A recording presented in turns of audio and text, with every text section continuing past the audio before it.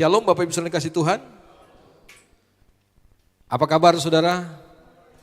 Puji Tuhan, masih luar biasa atau biasa-biasa aja. Mulut kita luar biasa tapi sebenarnya biasa aja gitu kan. Puji Tuhan, Tuhan sudah menolong kita sudah ada di minggu ketiga bulan Desember. Sisa 2 minggu lagi kita akan mengakhiri tahun 2024. Bagaimana rasanya?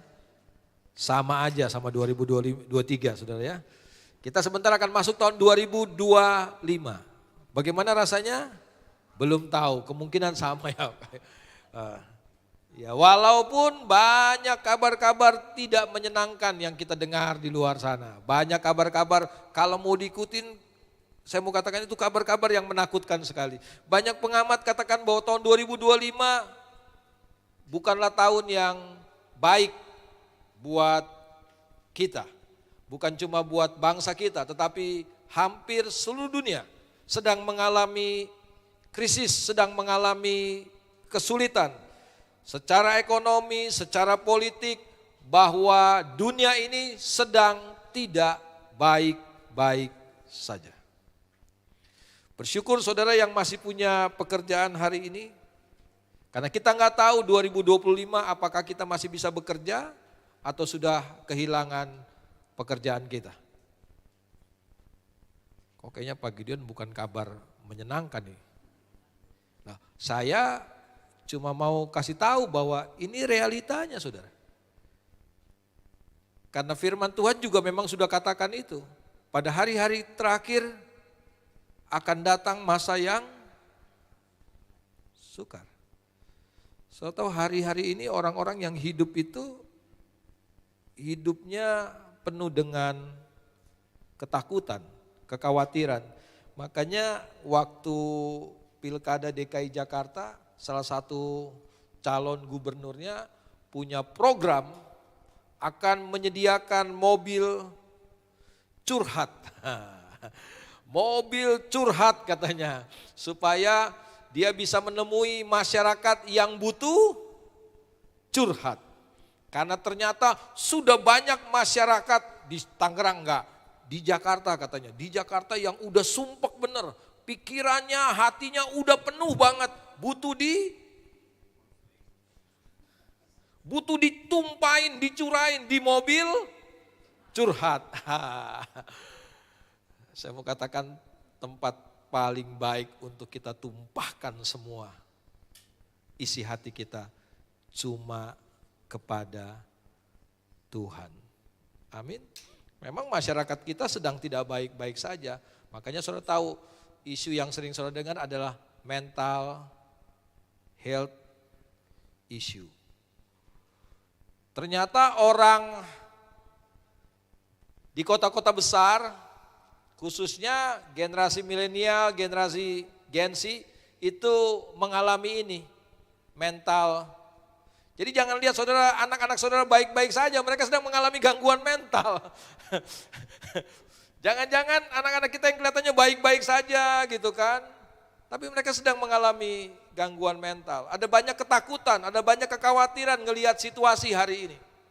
Tapi saya mau kasih tahu buat setiap kita begini, bahwa Tuhan tetap intervensi kehidupan kita. Saudara lihat di handout saudara, judul khotbah kita hari ini, intervensi Tuhan. Apa sih intervensi? Halo? Saudara mau hidup saudara diintervensi? Saudara mau rumah tangga saudara ada yang intervensi? Apa sih artinya intervensi? Campur tangan. Bahasa yang lebih kerennya cawe-cawe. Itu kan yang lagi populer kemarin, cawe-cawe. Intervensi.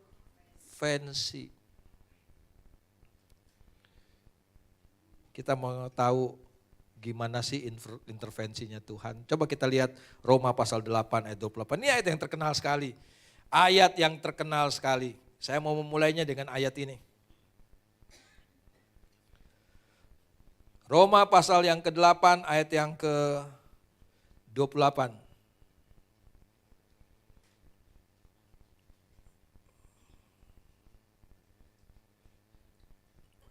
Kita baca sama-sama, 2, 3. Kita tahu sekarang bahwa Allah turut bekerja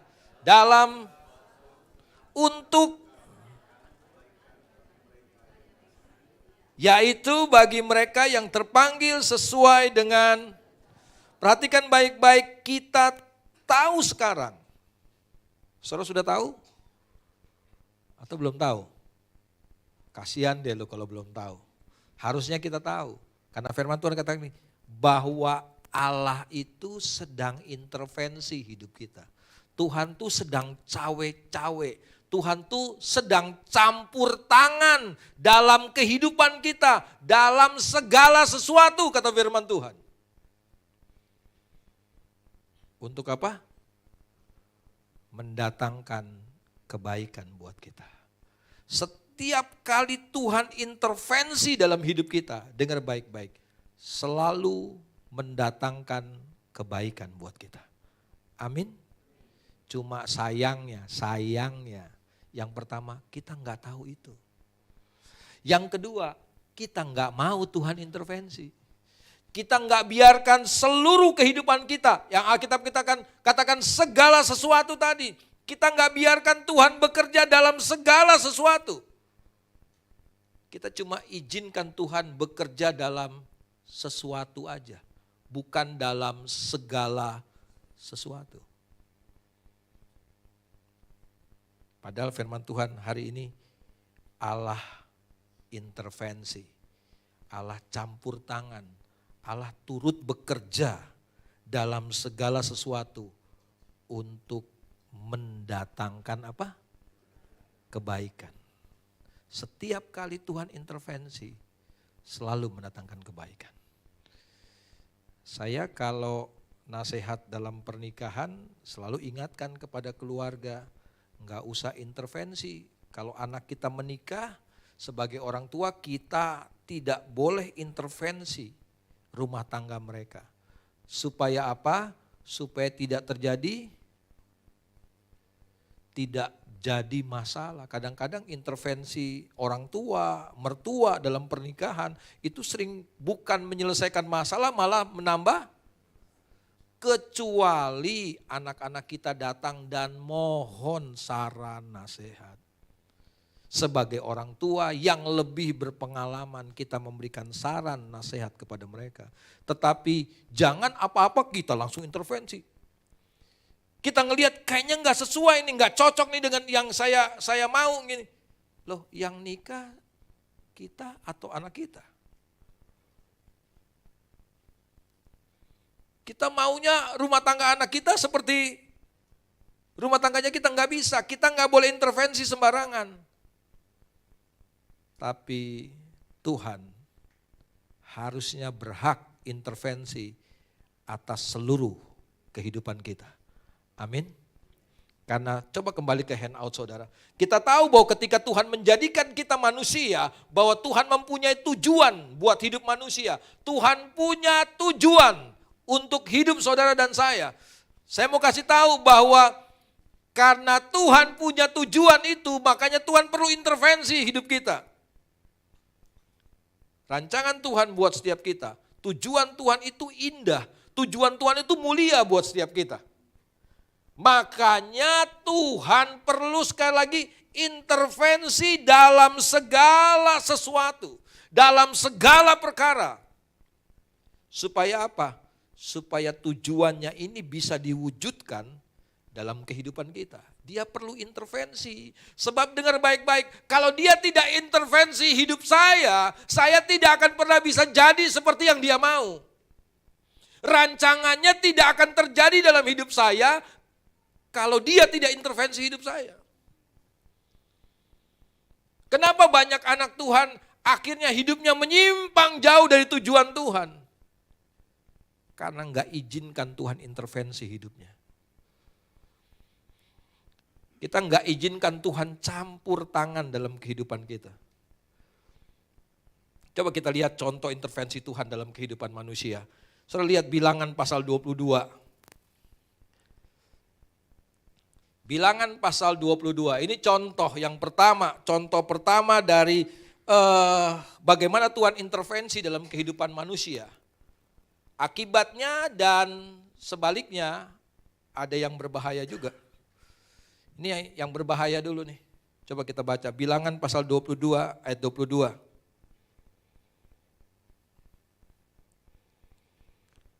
Sebelumnya saya kasih latar belakang dulu saudara ya. Bilangan pasal 22 itu satu saat ada kerajaan Moab. Ini Bilangan pasal 22 ini mencatat tentang perjalanan bangsa Israel waktu mereka keluar dari Mesir menuju ke tanah perjanjian. Dalam perjalanan itu mereka melewati sebuah bangsa yang namanya bangsa Moab. Dan waktu bangsa Moab dihampiri oleh bangsa Israel, mereka ketakutan nih. Bangsa Moab ketakutan. Kenapa? Karena bangsa Israel udah banyak sekali penduduknya. Dan kemudian ini bangsa disertai Tuhan. Kalau sampai bangsa Israel ini, bangsa yang baru keluar dari perbudakan ini menyerang mereka, mereka pasti kalah. Bangsa Moab ketakutan. Akhirnya apa yang dilakukan? Raja Moab yang namanya Balak saudara ya, itu menghampiri seorang yang bisa saya sebut sebagai nabi, namanya Bileam. Dia seorang penglihat. Orang memberi saran kepada Balak, hubungi Bileam, kasih tahu, minta tolong sama Bileam. Biar Bileam bantu kamu dalam doa, doain kamu supaya dia mengutuki Israel. Supaya kalau perang Israel kalah. Jadi Bileam ini diminta tolong oleh Balak untuk mengutuki orang Israel. Bileam sebelum pergi, dia datang sama Tuhan, tanya Tuhan, boleh enggak Tuhan? Tuhan bilang kalau kamu mau pergi, pergi silakan. Tapi ingat, jangan kutuki umat Tuhan, bangsa pilihan Tuhan.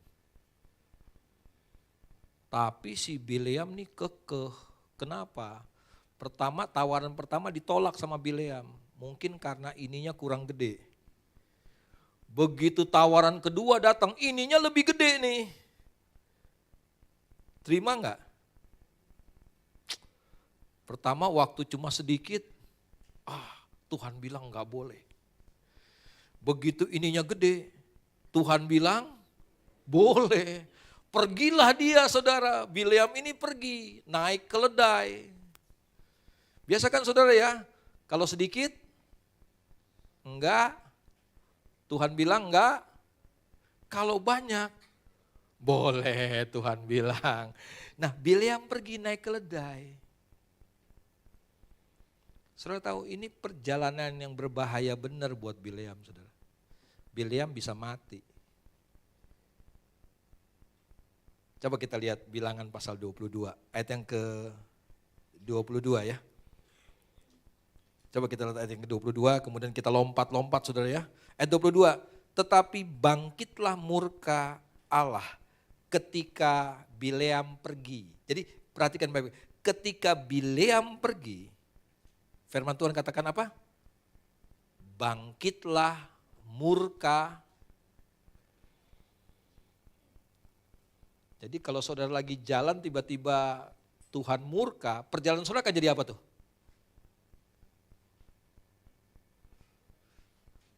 Waduh, bisa jadi musibah buat kita. Waktu Bileam pergi, firman Tuhan katakan Tuhan murka. Kemudian apa yang firman Tuhan katakan?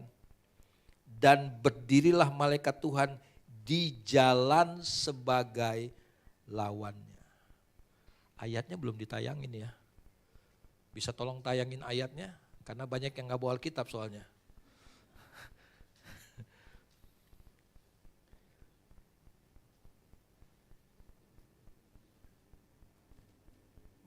Bangkitlah dan kemudian berdirilah malaikat Tuhan di jalan sebagai lawannya. Lawannya siapa? Lawannya Bileam. Perhatikan baik-baik. Bileam mengendarai keledainya yang betina dan 2 orang bujangnya ada bersama-sama dengan dia. Bileam gak bisa lihat nih. Ada malaikat Tuhan, ada Tuhan berdiri di depan jalannya. Tuhan tuh halangin jalannya. Supaya apa? Supaya apa? supaya nggak jalan terus dia. Tuhan intervensi. Jadi sebelum Bileam celaka, Tuhan sebenarnya udah intervensi. Tuhan berdiri ngalangin jalannya. Lu jangan jalan lagi, stop, berhenti. Tapi apa yang terjadi? Ayat yang ke-28 aja, kita lompat ayat yang ke-28. Ayat 23 sampai ayat yang ke-27 mencatat begini. Waktu si Bileam lagi jalan itu saudara, dia maksain jalan. Keledainya ngelihat ada malaikat, nggak berani keledainya. Akhirnya yang pertama begini, keledainya disuruh jalan sama Bileam, dia nyerong jalannya. Masuk ke kebun. Dipukul sama Bileam nih keledai. Jalan yang benar. Keledainya balik lagi ke jalan. Dari kebun dia balik lagi ke jalan. Dipukul sama si Bileam supaya jalan. Karena si keledai ini ngelihat ada malaikat berdiri di depannya, Bileam gak lihat, keledai lihat. Aneh kan saudara? Lebih hebat mana nih?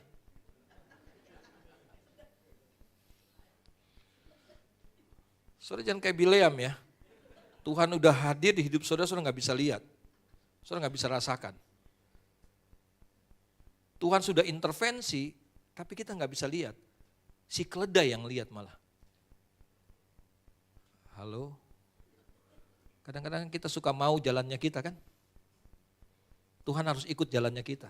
Pertanyaannya, kita ikut jalannya Tuhan atau Tuhan ikut jalannya kita? Kalau kita paksa Tuhan ikut jalannya kita, Tuhan harus intervensi. Kayak Bileam ini. Dipukul kembali lagi. Tapi keledainya nggak mau jalan lagi. Malah sekarang jalannya bukan ke kebun. Karena di pinggir itu ada tembok saudara. Keledai ini malah minggirnya ke tembok. Mepet ke tembok, kakinya si Bileam kejepit di tembok saudara. Bileam marah lagi, dipukul lagi nih keledai. Pukul. Keledainya balik lagi, ke jalan lagi. Tapi nggak mau jalan maju dia, keledainya. Karena ada malaikat di depannya. Apa yang dilakukan oleh keledai ini kemudian? Karena dipaksa untuk jalan. Dia turun saudara. Dia gak mau jalan lagi. Bileam pukul lagi. Untuk ketiga kalinya keledai. Saudara tahu, waktu ketiga kali Bileam pukul keledai ini. Keledainya ngomong saudara. Ngomong pakai bahasa manusia. Saudara mau kayak begitu anjing saudara atau kucing saudara tiba-tiba ngomong pakai bahasa manusia. Dia ngomong. Kaget si Bileam. Keledainya ngomong begini. Bos jangan gitu dong, kalau pakai bahasa sekarang kira-kira. Bos jangan begitu dong, saya udah bertahun-tahun nemenin bos. Masa saya dipukul 3 kali, pernahkah saya mengecewakan bos? Bileam ngobrol lagi sama nih keledai saudara. Gak tahu agak sedikit gangguan juga mungkin Bileam. Begitu keledainya ngomong dia nyaut saudara. Lah abis lu sih, udah gue bilang suruh jalan, lu malah gak mau jalan, kepala batu malah. Jadi gue pukul lu. Ayat yang ke-28. Sambil nunggu multimedia nyari ayatnya soalnya. Supaya gak lama-lama dia tayanginya saudara ya. Oke, ayat yang ke-28 bilang begini. Ketika itu Tuhan membuka mulut keledai itu sehingga ia berkata kepada Bileam, apakah yang kulakukan kepadamu sampai engkau memukul aku 3 kali? Jawab Bileam kepada keledai itu. Aneh kan ngobrol sama keledai ini saudara ya. Perhatikan baik-baik. Karena engkau mempermainkan aku, seandainya ada pedang di tanganku tentulah engkau kubunuh sekarang. Sadis benar saudara. Ini biasanya orang nih kalau maunya udah kuat banget saudara. Nggak kesampaian. Waduh. Apapun juga kita usahain. Lu mati deh. Lu yang ngalangin jalan gue, lu mati deh. Hati-hati. Tuhan tahu mana jalan yang terbaik buat kita. Amin. Amin. Jangan suka maksain diri kita. Kayak Bileam. Kalau gue pegang pedang lu, mati lu.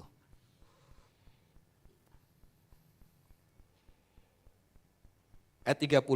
Tetapi keledai itu berkata kepada Bileam, Bukankah aku ini keledaimu yang kau tunggangi selama hidupmu sampai sekarang? Pernahkah aku berbuat demikian kepadamu?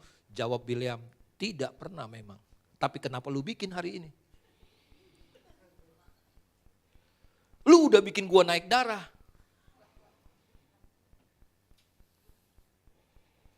Kemudian Tuhan menyingkapkan, ini yang paling penting nih, ayat 31. Kemudian Tuhan menyingkapkan apa?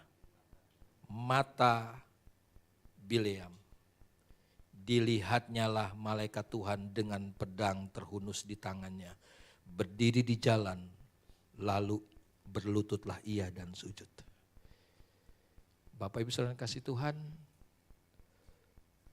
kadang-kadang ada keinginan kita, ada harapan kita, ada mau kita yang gak kesampaian.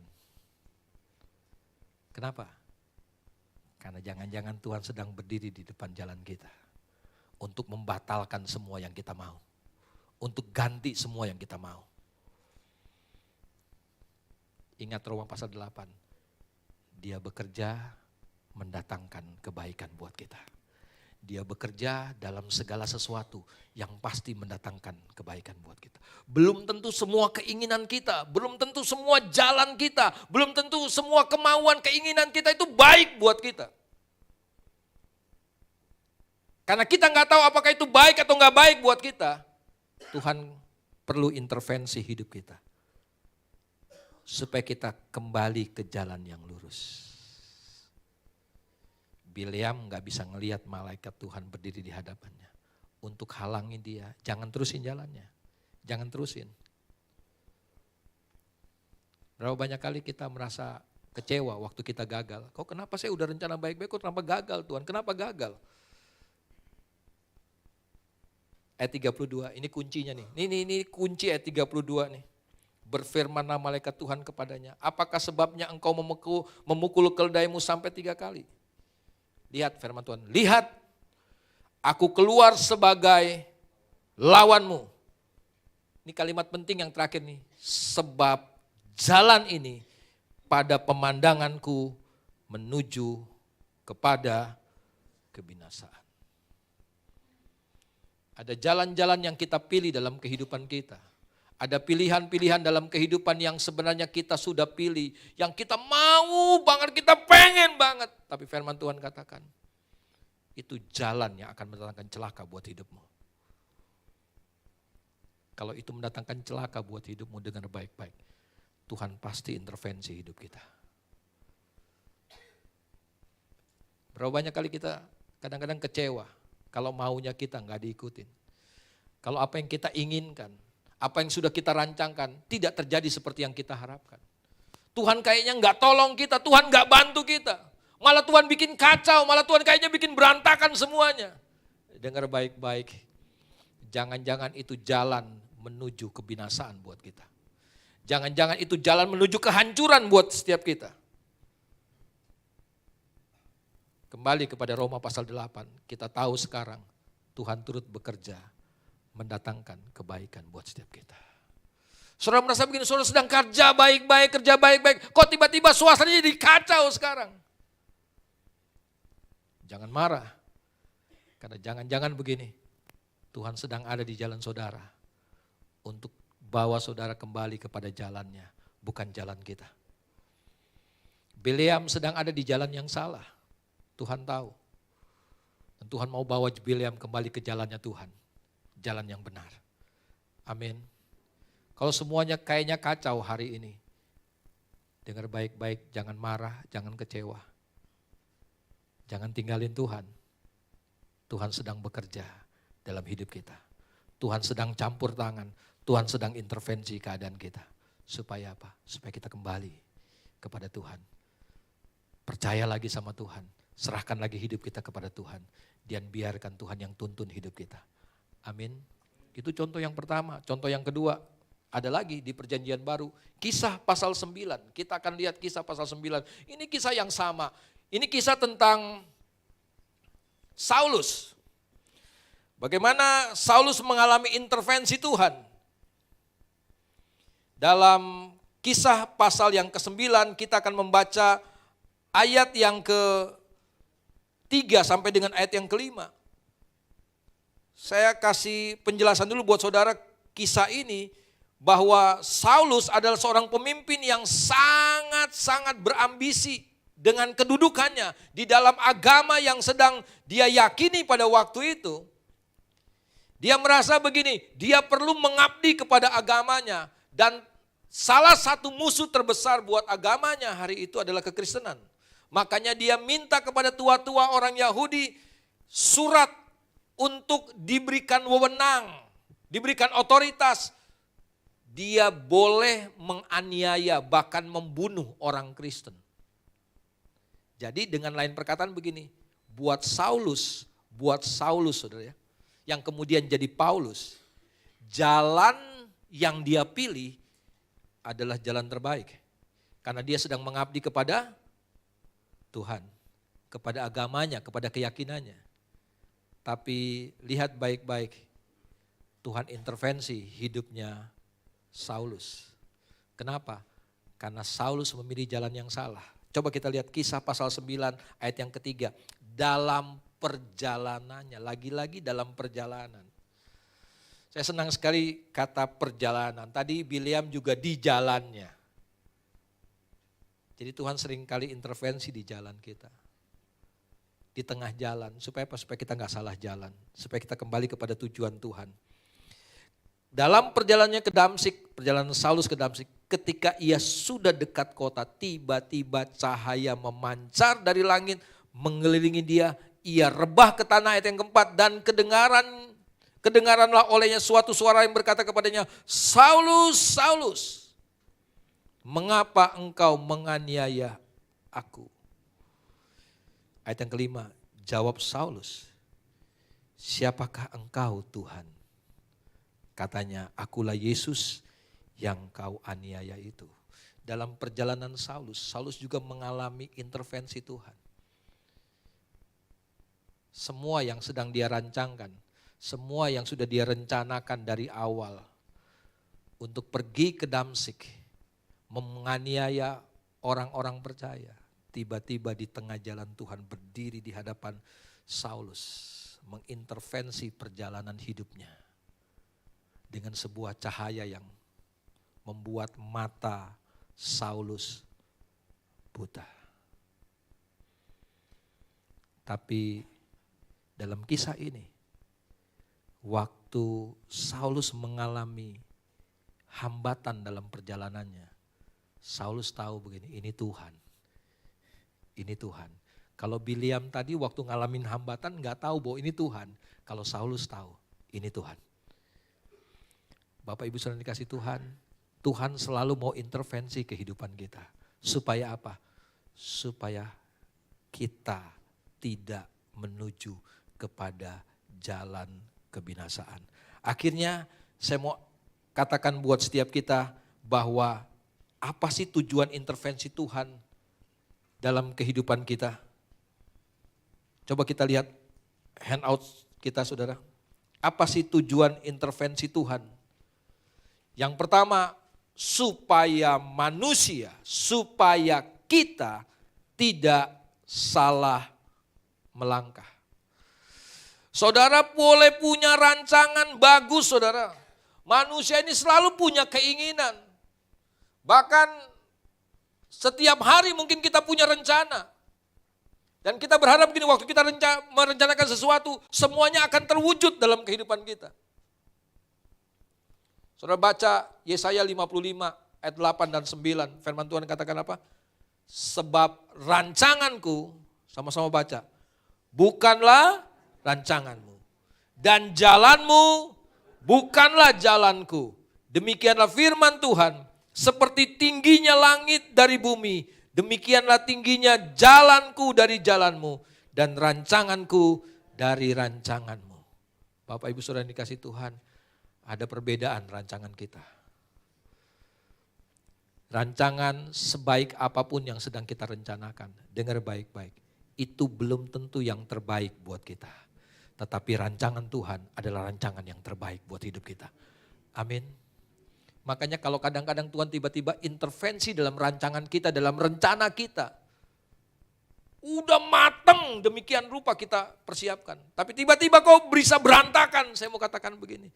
Jangan-jangan ada Tuhan di sana yang sedang intervensi, sedang campur tangan. Tuhan bikin kacau semuanya. Supaya apa? Supaya kita kembali kepada rancangan Tuhan. Amin. Bukan rancangan kita. Dan yang kedua, apa tujuan Tuhan intervensi kehidupan kita? Yaitu supaya kita tidak binasa. Kadang-kadang rancangan terbaik yang kita pikir baik buat kita, itu justru mendatangkan kebinasaan buat kita. Mendatangkan kehancuran buat setiap kita. Amsal pasal 14 ayat 12 katakan apa? Ada jalan yang disangka orang, tetapi ujungnya menuju maut. Ada jalan yang kita pikir ini jalan terbaik. Anak-anak muda, kadang-kadang gini nih, susah banget mereka diintervensi. Orang tua intervensi susah banget. Tanya Pak Taufik ya, Pak Taufik. Kita punya pergumulan, apalagi Ibu Lora ya. Kita pikir begini, mereka pikir gini, ini jalan yang terbaik buat mereka. Waduh, mereka paling alergi banget sama intervensi. Mereka mau jadi orang-orang yang independen, bisa sendiri. Enggak ada yang boleh ikut campur tangan. Dengar baik-baik. Kalau tidak ada yang campur tangan dalam hidup kita, kita pasti binasa. Kita nggak bisa independen. Waktu kita kecil, orang tua kasih mandi, kasih makan kita. Kenapa? Karena kita belum bisa sendiri, betul? Tapi begitu sudah remaja, masih dimandiin? Agak berat.